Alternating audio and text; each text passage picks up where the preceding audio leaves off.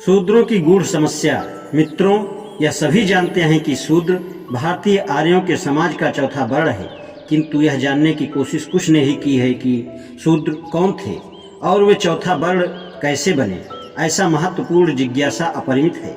इसलिए यह जानना अत्यंत महत्वपूर्ण है कि शूद्र चौथे वर्ण में कैसे आए।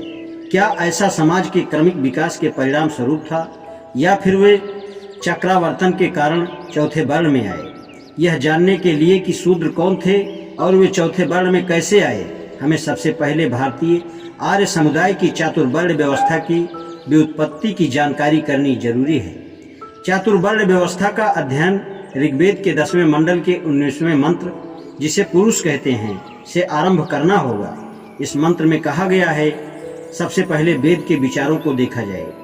पहला है, पुरुष के 1 सहस्र शीश हैं, 1 सहस्र चक्षु, 1 सहस्र चरण। वह सर्वत्र परिपूर्ण है, व्यापक है और उसने 10 अंगुल की परिधि में संपूर्ण ब्रह्मांड को ग्रहण कर रखा है। शिकायत का। दूसरा, पुरुष खुद संपूर्ण ब्रह्मांड है, जो वर्तमान भी है और भावी भी है। वह अमृत है, बीज अन्न से उसका विस्तार होता है। तीसरा, ऐसी है उसकी महानता और पुरुष इससे भी श्रेष्ठ है। सारी सृष्टि उसका चतुर्थांश है और उसका 3/4 अविनाशी अंश अंतरिक्ष में है। अपने 3/4 अंश से पुरुष ऊपर उठा और उसका 1/4 अंश यहाँ पुनः प्रादुर्भूत हुआ है।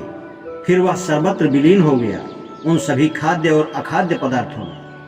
उससे बीरज उत्पन्न हुआ और बीरज से पुरुष जन्म लेते ही वह संपूर्ण धरती पर आच्छादित हो गया, आगे भी और पीछे भी।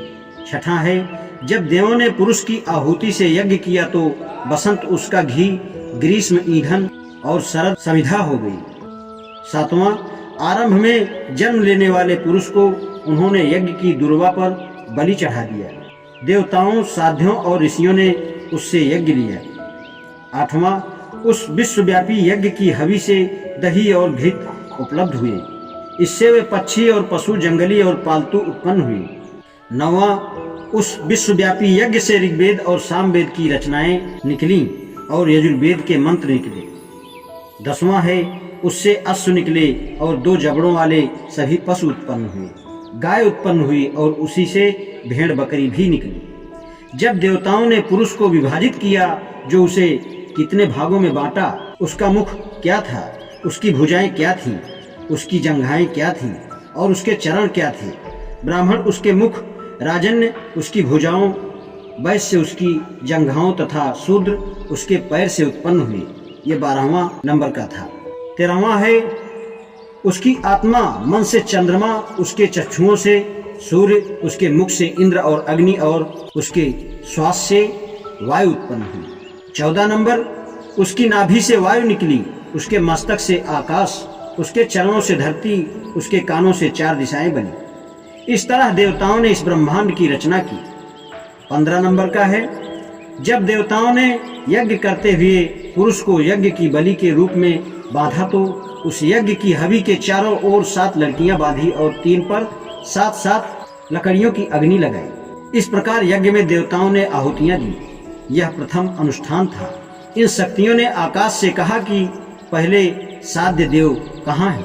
पुरुष सूक्त विश्व की उत्पत्ति का आगम सिद्धांत है। दूसरे शब्दों में यह विश्व की उत्पत्ति शास्त्र है।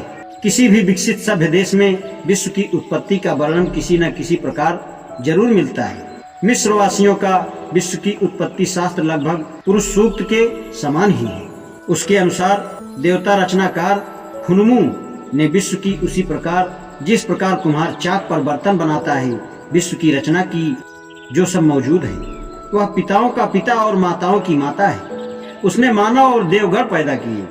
वह स्वर्ग, पृथ्वी, पाताल, जल, पर्वत का निर्माता है। उसी ने सभी मछलियों, पक्षियों, जंगली पशुओं और अन्य कीड़े मकोड़ों का नर और मादा के रूप में सृजन किया। आज इतना ही, शेष कल। धन्यवाद।